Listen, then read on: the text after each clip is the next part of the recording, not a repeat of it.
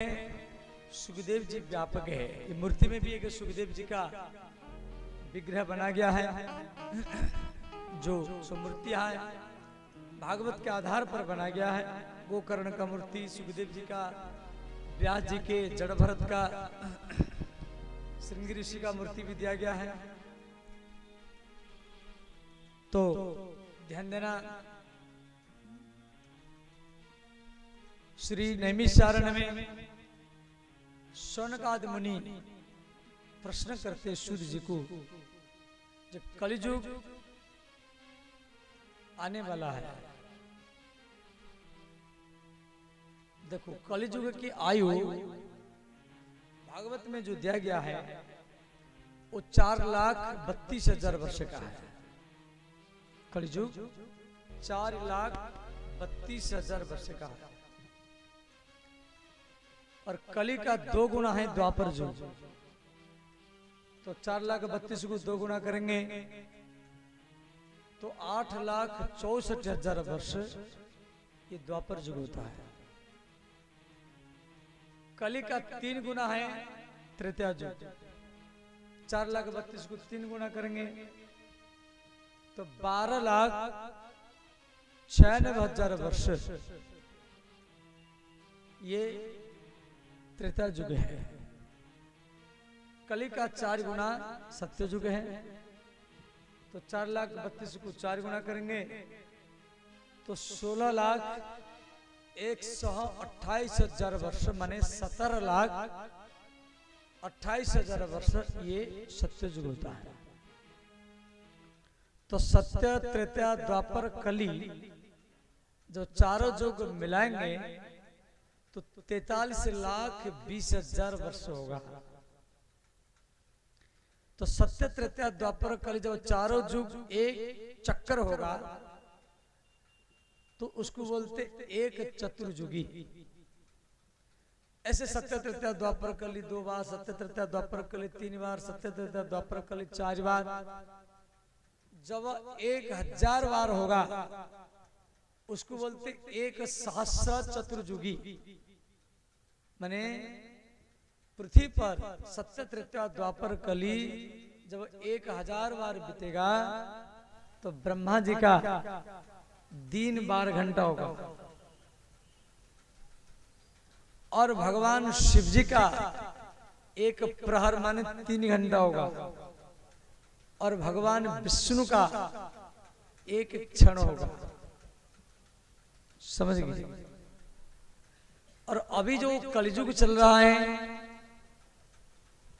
ये 28वां कलियुग है। आप यज्ञ मंडप में जैसे संकल्प करेंगे, कथा में ध्यान देना, संगीत बंद का अर्थ ज्यादा ध्यान रहना चाहिए। महाराज क्या संकेत करेगा, इतने हम मोबाइल देख रहे हैं, ध्यान देना। तो जब सत्य, त्रेता, द्वापर, कली 28 ये बार बीत चुका है, इसीलिए आप लोग संकल्प करते हैं अष्टविंशति कलियुगी कली प्रथम चरणे जम्बूद्वीपे भारतखंडे भागलपुर जनपदे। माने 28वां कलियुग ये चल रहा है। 27 बार कलियुग आकर जा चुका है। हम लोगों का जो व्यास है उसका नाम है सत्यवती नंदन व्यास। जैसे प्रधानमंत्री 5 वर्ष के लिए कोई नेता रहता है, फिर दूसरा नेता, ऐसे व्यास एक पद है। हम लोगों का जो व्यास है उसका नाम है सत्यवती नंदन व्यास। जो पहला कलियुग आया था, पहला कलियुग तो ब्रह्मा जी व्यास बन करके आए थे और भागवत लेकर गए थे। दूसरी कलियुग में गौतम ऋषि व्यास बन करके आए, वो भागवत लेकर गए। फिर कालक्रम में वो लीन हो जाता है, समाप्त हो जाता है। फिर सत्य त्रेता द्वापर कली, तीसरा कलयुग में वशिष्ठ ऋषि व्यास बन करके आए और भागवत लेकर गए। इसी प्रकार भागवत को 28 बार लिखा गया है। हम लोगों का जो व्यास है वो सत्यवती नंदन वेदव्यास, ये कथा यदि भागवत में नहीं है, ये देवी भागवत में है। तो सत्ययुग में लोग 21 हाथ का है, त्रेता में 14 हाथ का है, द्वापर में 7 हाथ का है और कलयुग में 5 हाथ का व्यक्ति होता है।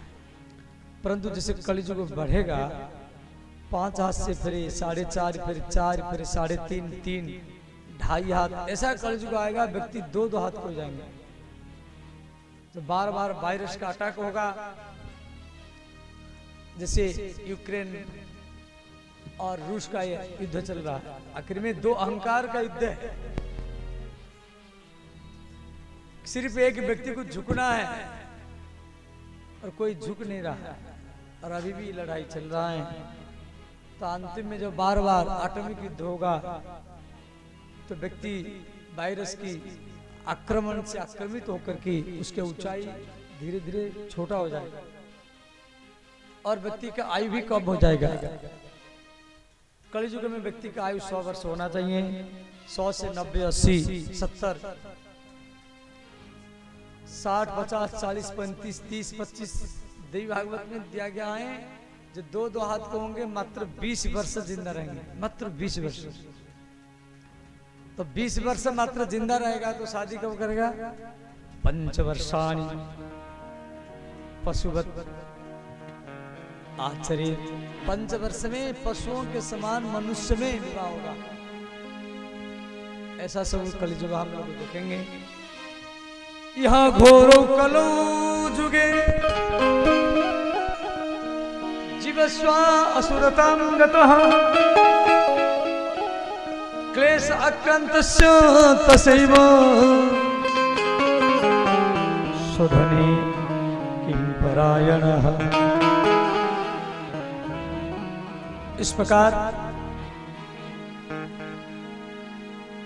श्री ऐसा जब कलयुग आएगा उसके लिए क्या उपाय है, तो भगवान शुद्ध जी कहते हैं उसके लिए भागवत कथा है।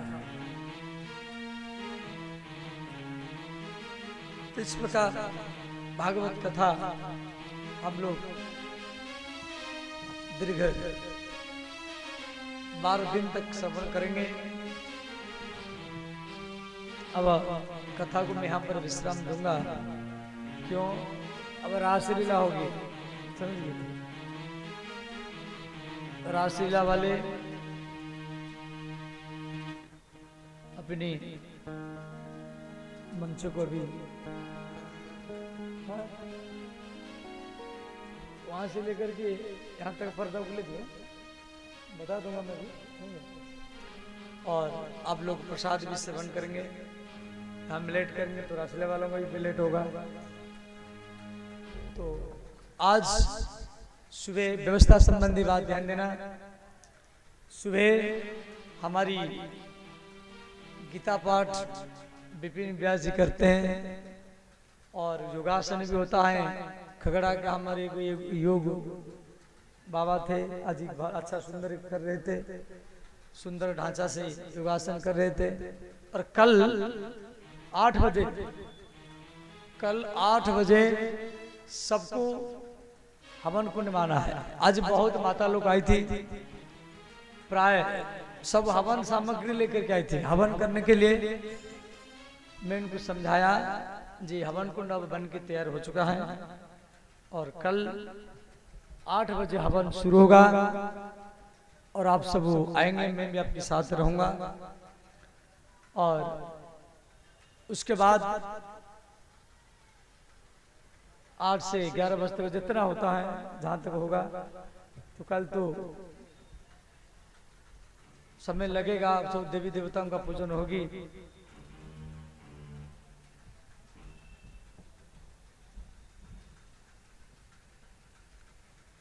और इस प्रकार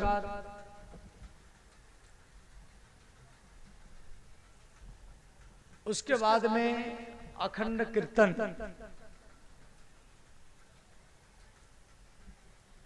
ये हमारे कीर्तन मंडल को सब आ चुके हैं। और कथा का जो समय है वो संध्या 4 बजे से शुरू होगा। 4 बजे हमारे कलाकार लोग बैठ जाएंगे, 8 साढ़े 8 बजे तक ये कथा होगी। फिर प्रसाद आप लोग सेवन करेंगे, प्रसाद बन के तैयार है। और उसके बाद रात्रि 9 बजे से लेकर के 12-1 बजे तक रासलीला होगी। समझ गए, ये कथा का शेड्यूल है।